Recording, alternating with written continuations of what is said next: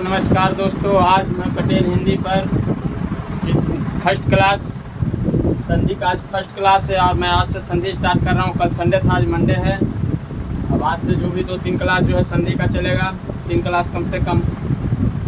और मेरा चैनल पटेल हिंदी को अवश्य सब्सक्राइब, कमेंट और लाइक और शेयर करें। और ये संधि 3 क्लास में होगी। बहुत सारा यूट्यूब पर दिया हुआ रहता है कि संधि मात्र 10 मिनट में, मात्र 15 मिनट में, मात्र 8 मिनट में। तो 10-8 मिनट में या 20 मिनट में भी मैक्सिमम इसको समझाया नहीं जा सकता। उस शॉर्ट में जो भी है समझा देगा। अब संधि के 3 भेद है, फिर संधि के 3 भेद है, फिर फर्स्ट भेद का फिर 5 भेद है, यानी उपभेद है।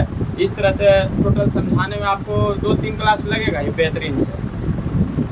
जैसे स्वर संधि, व्यंजन संधि, विसर्ग संधि है, तो स्वर संधि में फिर 5 संधि है।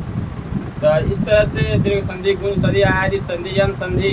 तो 10 मिनट में जो देता है वीडियो, वो मूर्ख बना रहा है। या समझिए वो जो है कि व्यू बढ़ाने के लिए जो जैसे तैसे करके जो है लड़का लोग भी आज उसी के दीवाना है कि भाई हम 10 मिनट में संधि सीख जाएंगे। ऐसा कोई बात नहीं। संधि में समय दीजिए, बेहतर संधि सीखिए, क्योंकि इससे प्रश्न 2-3 वो प्रश्न हर परीक्षा में आना ही आना है। एक संधि विशेष, एक आपको संधि पहचानने के लिए देगा, दूसरा जो अभी बढ़िया सीख जाइएगा संधि, तो इससे आपका जो है शब्द जो है, मतलब कहने का मतलब शब्द लिखने का जो ये है बर्तनी, जिसको हम लोग बर्तनी बोलते हैं, एकदम शुद्ध लिखने लगिएगा। बहुत सारा है, जैसे संधि ऐसे लिखे, ये भी इसको संधि लिखने के बाद ये काहे लिखे समझिए। ये 5वां अक्षर है न, जब भी ऊपर न हो, बिंदु हो, न का उच्चारण दृष्टि दिखाए, तो इसके बाद जो ध आए या जो भी आए उसका 5वां अक्षर बीच में आ जाता है। जैसे देखिए ध आया, तो ध का 5वां अक्षर क्या है? तथा का 5वां अक्षर न है, तो न आया, ये देखिए संधि हो गया। तो इसलिए दोनों संधि सही लिखा हुआ है। तो इसलिए ऐसा कोई बात नहीं है, समझना पड़ेगा, करना पड़ेगा। और आइए हम लोग स्टार्ट करते हैं आज फर्स्ट क्लास से संधि का। संधि किसे कहते हैं? तो हम लोग गाँव क्षेत्र से आते हैं, लोग शहर में भी रहते हैं, लेकिन गाँव क्षेत्र में इस भाषा का ज़्यादा प्रचलन है। जैसे शादी ब्याह एक परिवार से दूसरे परिवार में लड़का वाला और लड़की वाला के बीच में लगता है, तो कहा जाता है कि चलो संधि करा रहे हैं। संधि हो गया, फलना परिवार के फलना परिवार के साथ संधि हो गया। यानी संधि मैंने क्या हुआ? संधि हो गया मतलब जुड़ गया, जुड़ना, मिलना। संधि का मतलब क्या हुआ? जुड़ना, मिलना। तो इसका परिभाषा हम ऐसे भी लिख सकते हैं कि दो वर्णों के या दो निकटवर्ती वर्णों के या दो वर्णों के मेल से जो विकार उत्पन्न हो, उसे हम क्या कहेंगे? संधि कहेंगे। बात को समझिए। अब विकार मतलब हो गया कुछ बदलाव हो, परिवर्तन हो, उसे हम क्या कहेंगे? संधि कहेंगे। जैसे देखिए, मान चलिए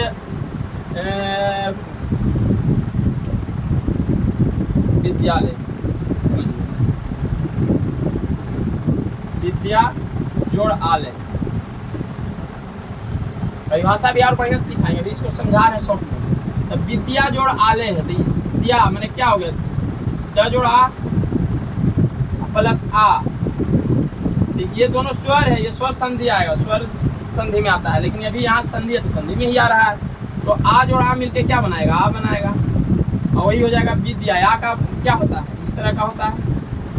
आप मात्रा आप लोग को पढ़ाए थे वर्णमाला में, इसको क्या लिखेंगे? विद्या आलय, ये आकार आ गया, विद्या जोड़ आलय, तो विद्यालय। क्योंकि ये दोनों मिलकर, ये और ये मिलकर क्या बना लिया? एक बड़ी मात्रा बना लिया, बड़ी आ की मात्रा बना लिया, तो ये बड़ी आ की मात्रा यह आके लग गया, तो ये होगा विद्यालय। तो समझिए, संधि हुआ, दो वर्णों की संधि हुआ। संधि जब हुआ तो क्या हुआ? विकार उत्पन्न हुआ, विकार के परिवर्तन हुआ, यानी विकार में परिवर्तन हुआ। परिवर्तन कैसे हुआ भाई? विद्या मैंने क्या होता है? ज्ञान। आलय मैंने क्या होता है? स्थान। मैंने ज्ञान प्राप्ति करने का स्थान को क्या कहते हैं? तब विद्यालय कहते हैं। समझे? इसी को संधि हम लोग कहते हैं। अभी ऐसे भी हम लिख सकते हैं, बस देखिए परिभाषा हम लिखाते हैं, तो ध्यान दीजिएगा।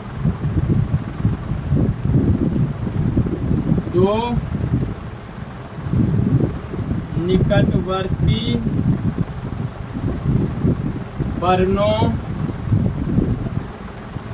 के मेल या योग या योग लिख लीजिए।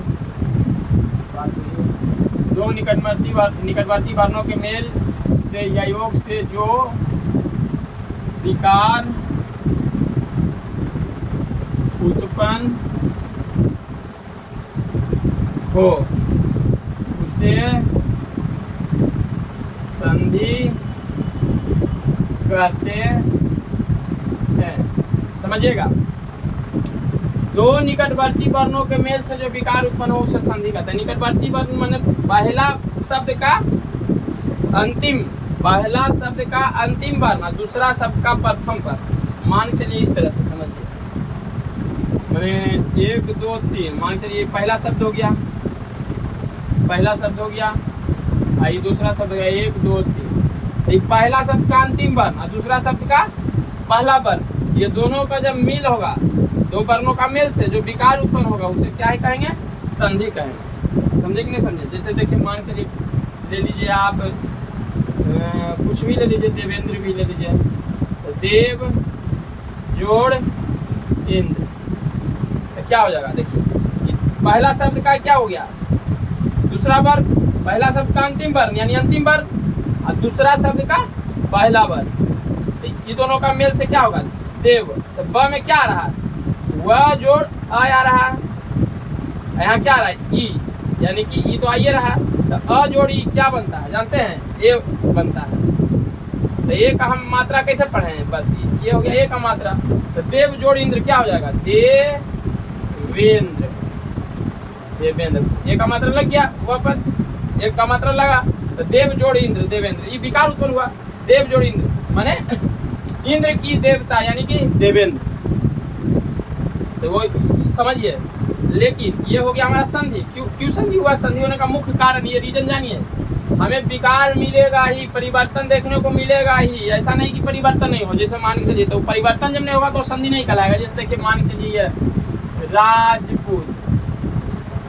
राजपूत, ये क्या हो गया? राजा राज प्लस पूत, राजपूत, इसमें कोई विकार उत्पन्न नहीं हुआ।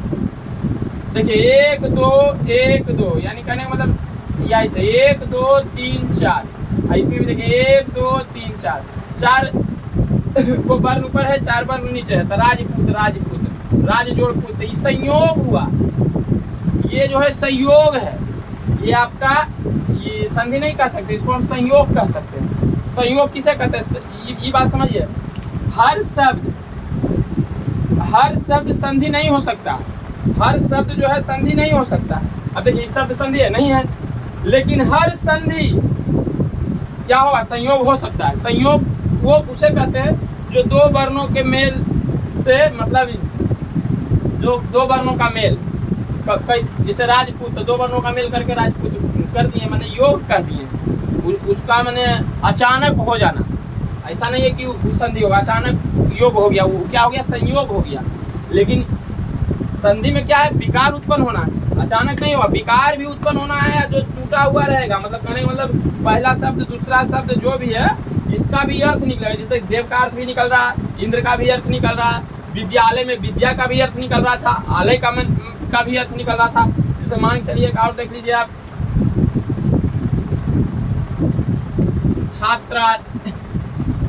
छात्रावास, मान लीजिए इसको देखिए, ये देखिए छात्रावास यानी क्या है? हम पहले इसको तोड़ेंगे,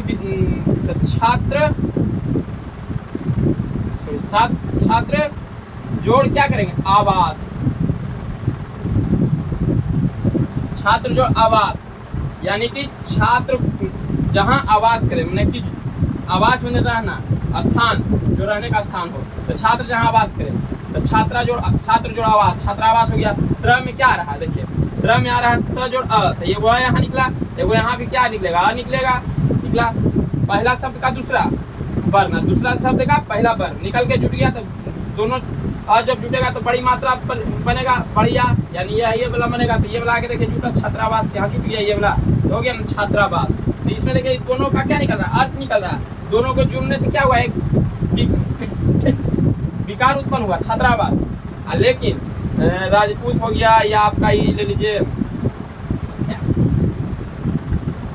राजपूत हो गया, या आप लोकतंत्र ले लीजिए, लोकतंत्र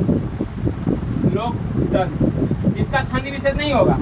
ये देखिए, ये सिर्फ संयोग है, लोक जोड़ तंत्र। ये क्या हुआ, ये 1 2 3 4, 1 2 3 4, देखिए संयोग है ये। लेकिन इसमें देखिए 1 2 3 4, 1 2 3 4, यहाँ देखिए 1 2 3 4 5, 5 को जुट के क्या हुआ, विकार में 4 आया, लेकिन 4 को जुटा, 4 को बना लोकतंत्र। संयोग हो गया, ये आपका संधि हो गया। अब देखिए परिभाषा लिख लीजिए, पहले हम परिभाषा लिख लिए, दो एग्जाम्पल लिख लीजिए। दो निकटवर्ती वर्णों के मेल, निकटवर्ती वर्ण पहला शब्द का दूसरा वर्ण और दूसरा शब्द का पहला वर्ण, दोनों निकटवर्ती वर्ण, यहाँ योग होगा यानी जोड़ होगा, और दोनों से जो विकार उत्पन्न हो गया वही संधि हो गया, वही क्या हो जाएगा, संधि हो जाएगा। तो ये लिखिए, दो निकटवर्ती वर्णों के मेल से जो विकार उत्पन्न हो उसे संधि कहते हैं। एग्जाम्पल में ले लीजिए, एग्जाम्पल में आप ले सकते हैं, कुछ भी ले सकते हैं। देव जोड़ इंद्र, इसको लिख सकते हैं देवेंद्र पहला। दूसरा आप ये भी लिख सकते हैं, छात्र जोड़ आवास, लिख सकते हैं छात्रावास, छात्रावास। ये नहीं समझिए कि छात्रा में लड़की होता है, छात्र में लड़का होता है, लड़की लड़का ही नहीं। ये छात्रावास क्या हुआ है, विकार हुआ है, दोनों से विकार उत्पन्न हुआ है तो छात्रावास बना है। जब टूटेगा, बिगड़ा जब करेंगे तो संधि विच्छेद करेंगे तो क्या हुआ, छात्र जोड़ावास, छात्र जोड़ावास। आप इसको लिखिए संधि को, उसके बाद हम संयोग भी लिखा देंगे और उसके बाद फिर संधि का आगे बताएंगे, ठीक। देखिए, तो हम लोग पढ़ाए थे अभी संधि। संधि हम लोग क्या देखें कि दो वर्णों के मेल, दो निकटवर्ती वर्णों के मेल से जो विकार उत्पन्न हो, दो निकटवर्ती वर्णों के मेल से जो विकार यानी परिवर्तन उत्पन्न हो उसे क्या कहते हैं, संधि कहते हैं। यहाँ वर्ण संयोग, वर्ण संयोग, इसको समझे। यदि वर्णों के मेल से, सिंपल उसका अपोजिट है, संधि का अपोजिट है वर्ण संयोग। यदि वर्णों के मेल से विकार उत्पन्न हो यानी न्यूट्रल रह जाए, जैसे खाली दोनों को जोड़ दिया तो क्या हो जाएगा, हुआ वर्ण संयोग कहलाया। यदि वर्णों के मेल से विकार उत्पन्न नहीं होता है तो वह क्या कहलाता है, वर्ण संयोग कहलाता है। देखिए एग्जाम्पल 1, राज जोड़ पुत, 1 2 3 4 वर्ण है, राजपूत 1 2 3 4 वर्ण नहीं, कोई विकार नहीं उत्पन्न हुआ। लोक जोड़ तंत्र 1 2 3 4, इसमें भी 4 वर्ण है। लोकतंत्र 1 2 3 4, इसमें भी 4 वर्ण है, यानी लोकतंत्र। सिंपल है, साधारण है, यानी जब विकार नहीं उत्पन्न करे तो वो क्या हुआ, वर्ण संयोग। जो विकार उत्पन्न कर दे वो क्या हुआ, संधि। अब ये समझिए, ये एगो नोट ले लीजिए, ये नोट लिख लीजिए इसको, नोट। ये क्या कह रहा है, इसको लिख लीजिएगा। हर शब्द में संधि नहीं होती, मैंने हर शब्द जो है, हर शब्द में क्या इसमें संधि है, नहीं है, इसमें संधि है, नहीं है। हर शब्द में संधि नहीं होती, पर हर शब्द में वर्ण संयोग होता है। संधि भी एक क्या है, वर्ण संयोग है। विकार उत्पन्न हो रहा है तो भी वो वर्ण संयोग है, लेकिन इसमें विकार उत्पन्न हो रहा है तो नहीं संधि है। यानी कि हर शब्द संधि नहीं हो सकती, लेकिन हर शब्द क्या होगा, विकार वर्ण संयोग हो सकता है। ठीक, आगे हम लोग देखते हैं अब। हाँ, तो देखिए हम लोग अब देखते हैं संधि के भेद। संधि के कुल कितने भेद है, 3 भेद है। संधि के कुल कितना भेद है, 3 भेद है। एक चीज को समझिए, आज थोड़ा सा क्लास जो है पूरा डीपली जा रहा है, इसलिए कि समझना जरूरी है। पहला क्लास अगर आप समझ जाते हैं तो स्वर संधि मुख्य रहता है, व्यंजन संधि में कोई उपभेद नहीं है, विसर्ग संधि में कोई उपभेद नहीं है, स्वर संधि में 5 उपभेद है। तो संधि के भेद टोटल कितना है, 3 भेद है संधि का। क्यों, एक स्वर संधि, दूसरा व्यंजन संधि, तीसरा विसर्ग संधि। अब देखिए वो क्वेश्चन यहाँ उठना चाहिए माइंड में हम लोग को, क्या उठना चाहिए कि संधि के 3 ही भेद क्यों हुआ। ऐसा भी तो हो सकता है 2 भेद होना चाहिए, या 5 भेद होना चाहिए, 4 भेद होना चाहिए, समझना होना चाहिए ना भाई। तो 3 भेद क्यों हुआ, तो ये देखिए कंडीशन, इस कंडीशन को अगर आप समझ जाते हैं तो आप जो है समझिए कि संधि का 40 से 50% आप सीख गए। ये चीज समझ गए तो आप इसी से पकड़ना जान जाइएगा, स्वर संधि, व्यंजन संधि या विसर्ग संधि। इससे तो हम गारंटी समझ जाएगा। ऐसे क्या है, सभी क्लास लोग कराता है तो क्या कराता है, संधि के 3 भेद है, स्वर संधि लिख लीजिए, व्यंजन संधि लिख लीजिए, विसर्ग संधि लिख लीजिए। चलिए आइए पहला संधि लिखा देता है भाई, इसमें जो है यह है। लेकिन समझिए इसमें कितना टोटल 5, इसका भेद कितना है 5, इसमें कोई भेद नहीं, इसमें भी विसर्ग संधि में भी कोई भेद नहीं, स्वर संधि में 5 भेद, व्यंजन संधि में कोई भेद नहीं। इसमें लिख देते हैं भेद, देखिए इसमें कई भेद है, 5 भेद, इसमें कोई भेद नहीं, इसमें भी कोई भेद नहीं। ये समझिए, तो आगे हम क्लास जब लेंगे तो डिप्टी समय अभी स्वर संधि, व्यंजन संधि, विसर्ग संधि समझना है पहले, वो भी अभी उसमें भी स्वर संधि, व्यंजन संधि, विसर्ग संधि कैसे आया, कैसे बना, 3 भेद ये समझना है। इसको देखिए समझिए, तुरंत अभी लाइव हम देखिए। हम लोग देखिए जब हम पढ़ते हैं कि देखिए कंडीशन, इसको हम लिखेंगे क्या, संधि। संधि के भेद बनने, ऐसे लिख सकते हैं हम लोग, संधि के भेद का कंडीशन क्या लिख सकते हैं, स्थिति। हाँ, संधि के भेद बनने का स्थिति।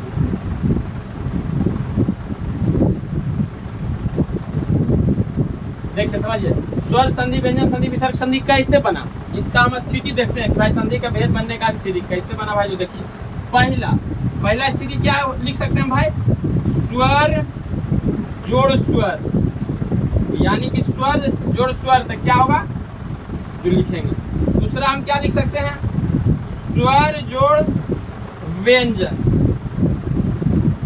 तीसरा क्या लिख सकते हैं हम, स्वर जोड़ व्यंजन हो गया, तभी व्यंजन जोड़ स्वर, व्यंजन जोड़ स्वर। चौथा क्या लिख सकते हैं हम लोग, व्यंजन जोड़ व्यंजन, जोड़ व्यंजन हो गया। पांचवा क्या लिख सकते हैं, स्वर जोड़ स्वर, स्वर जोड़ व्यंजन, व्यंजन जोड़ स्वर, व्यंजन जोड़ व्यंजन, विसर्ग जोड़ विसर्ग, इसको कहते हैं विसर्ग जोड़ स्वर। छठा क्या लिख सकते हैं, विसर्ग जोड़ व्यंजन। 6 कंडीशन हुआ। अब इसको हम लोग देखिए समझिए, हम जो है स्वर जोड़ स्वर क्या कहलाएगा, स्वर संधि कहलाएगा। स्वर जोड़ स्वर, जब दो, कहने वाला मतलब जब दो वर्ण स्वर हो, पहला शब्द का भी अंतिम वर्ण स्वर हो, दूसरा शब्द का अंतिम वर्ण स्वर हो, जब दो स्वरों के मेल से विकार उत्पन्न हो तो वह क्या कहलाएगा, स्वर संधि कहलाएगा। दूसरा स्वर जोड़ व्यंजन, तो ये हो जाएगा व्यंजन संधि। व्यंजन जोड़ स्वर, ये भी हो जाएगा व्यंजन संधि। व्यंजन जोड़ व्यंजन, ये भी हो जाएगा व्यंजन संधि। समझिए, विसर्ग जोड़ स्वर, तो ये क्या हो जाएगा, विसर्ग संधि, विसर्ग संधि। विसर्ग जोड़ व्यंजन, ये भी क्या हो जाएगा, विसर्ग संधि। अब देखिए हम लोग समझिए पहले क्या हुआ, स्वर संधि एक, ये तीनों क्या बन गया, विसर्ग संधि, ये तीनों विसर्ग संधि बन गया। स्वर जोड़ व्यंजन, सॉरी स्वर जोड़ व्यंजन, व्यंजन संधि, व्यंजन जोड़ स्वर, व्यंजन संधि, व्यंजन जोड़ व्यंजन, व्यंजन संधि, यानी पहला स्वर संधि, दूसरा व्यंजन संधि, और तीसरा क्या बन गया, विसर्ग संधि।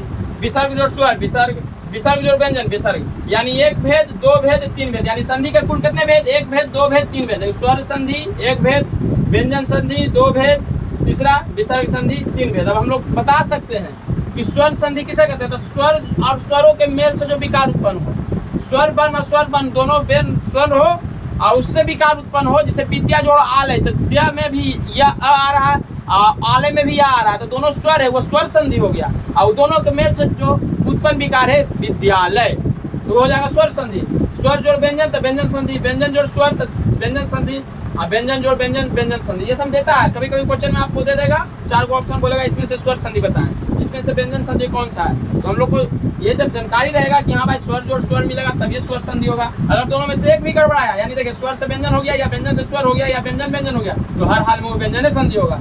अब विसर्ग स्वर रहेगा तो भी विसर्ग रहेगा, विसर्ग अगर को में लग गया जैसे प्रातः काल, तो क्या है, विसर्ग संधि है। तो इस तरह से हम लोग देखेंगे, ठीक है, आगे नेक्स्ट वीडियो में। देखिए स्वर तीन संधि के तीन भेद, स्वर संधि, व्यंजन संधि और विसर्ग संधि। तो पहला संधि देखते हैं, स्वर संधि। पहला स्वर संधि को देखेंगे, दो स्वरों के आपसी सहयोग से। देखिए एक चीज समझिए, संधि कब होगा, जब दो व्यंजन, दो स्वर हो या दो व्यंजन हो, या एक स्वर एक व्यंजन हो, या एक विसर्ग एक व्यंजन, या एक विसर्ग एक स्वर, यही कंडीशन होता है। 6 कंडीशन आपको लिखा है इसके पहले। तो दो वर्णों के मेल से ही क्या होता है, उत्पन्न विकार संधि कराता है, यानी हमेशा दो वर्ण जुटेगा, 3 वर्ण 4 वर्ण और 6 वर्ण नहीं जुटेगा।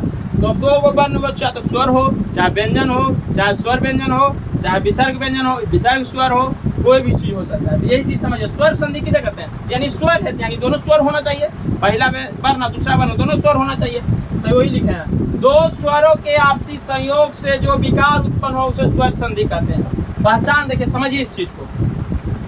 तो 1 2 3 यानी क्या हो गया, ये पहला शब्द हो गया, ये दूसरा शब्द हो गया। तो पहला शब्द का अंतिम वर्ण और दूसरा शब्द का प्रथम वर्ण, ये भी स्वर है और ये भी स्वर है, दोनों क्या है, स्वर है, निकटवर्ती वर्ण है, तो दोनों स्वर है। और ये दोनों से उत्पन्न जो विकार हुआ ये क्या होगा, स्वर संधि होगा। जैसे देखिए, दोहा जोड़ अवली, तो दोहा में हा में क्या है, आ है, छिपा हुआ आ है, ह जोड़ आ है, हलंत हज अलंत माने हा जोड़ आ है, प्लस अवली यानी अ इसमें है। तो आ जोड़ अ, बढ़िया जोड़ छोटी अ, क्या होगा, बढ़िया।